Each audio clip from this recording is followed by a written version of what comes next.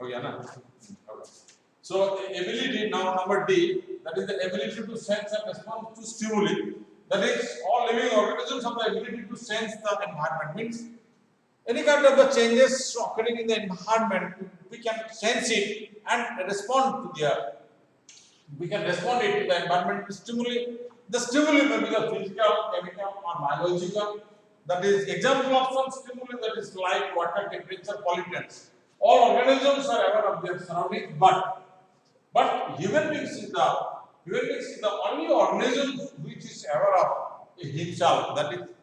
That is human beings have the self-consciousness, but it is not present in other animals or all any other plants. So therefore, all organisms are the self-replicating, evolving, and self-regulating interactive system capable of responding to the external stimuli.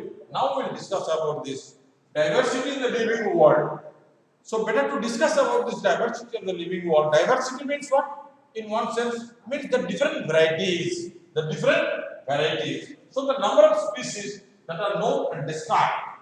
It ranges from this 1.7 to 1.8 billions. 1.7 to 1.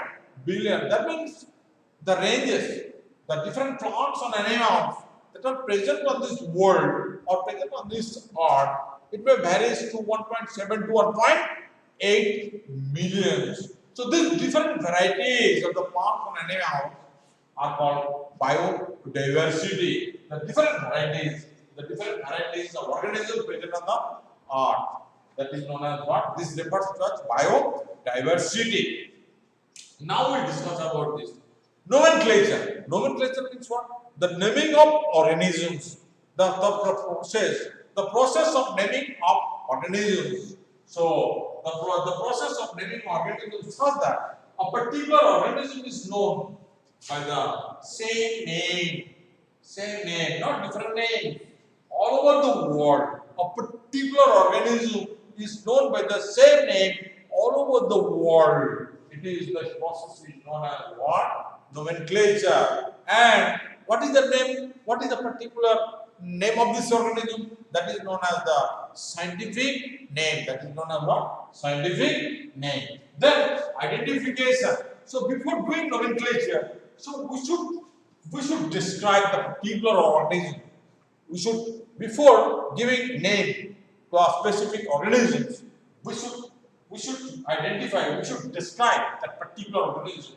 So the naming is only possible when the organism is described correctly and when we know to what organism the name is attached to. This is called what? Identification. And then those two specific terms for naming of this any organism, that is ICBN and ICZN. ICBN means what? International. What is the full form of ICBN? International Code of Botanical Nomenclature. And ICZN means what? International Code of Zoological Nomenclature. So for plants and animals, the scientific names are based on agreed principles and criteria provided by this ICBN and ICZN. So ICBN and ICZN, so they will take the decision. They will make the proposed rules, criteria for giving the scientific name. Only. Now we will discuss about this.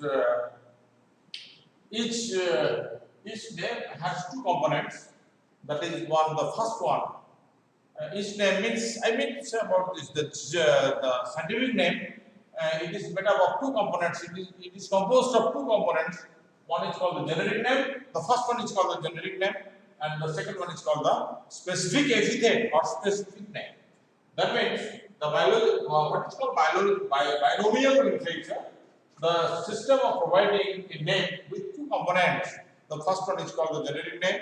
Means just to think about this, Nabam GD means or else any kind of name, that means Nabam Jampo or Tava Ania.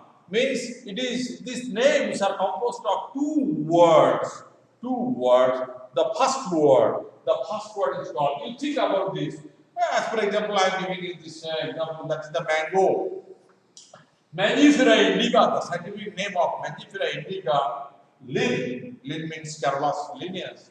That means here you see binomial nomenclature. The system of providing a name with two components is called binomial nomenclature, and this is the binomial nomenclature. This term first time implies or used by the great scientist that is known as what? Carolus Linnaeus.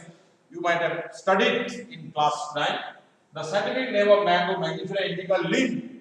Mangifera, it is the generic name. Indicum, it is the specific epithet or species name. And Lin means what? Carolus Linnaeus. So, what are the rules of naming scientific name? That means biological names are generally in Latin words.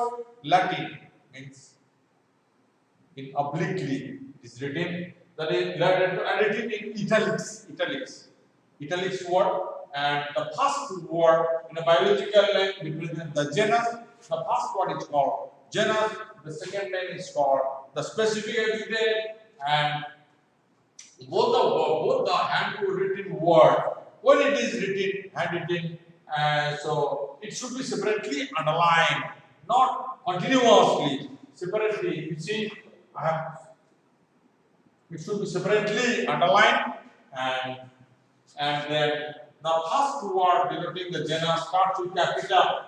It denotes the genus. It starts with the capital. Genus must be started with the capital letter, and the species must be started with the small letter. Small letter. So the first word denoting the genus starts with the capital letter, but the specific epithet starts with the small letter. And what is called classification? Classification is the process by which anything is grouped. Anything is grouped into convenient categories based on some easily observable characters. That is known as the classification. And taxa. What is the definition of taxa? The scientific term for any category at very different levels to study organisms. Any level. We will discuss later on about this. Taxa, different categories. The different categories are denoted by this term. That is the taxa. That is known as what? Taxa.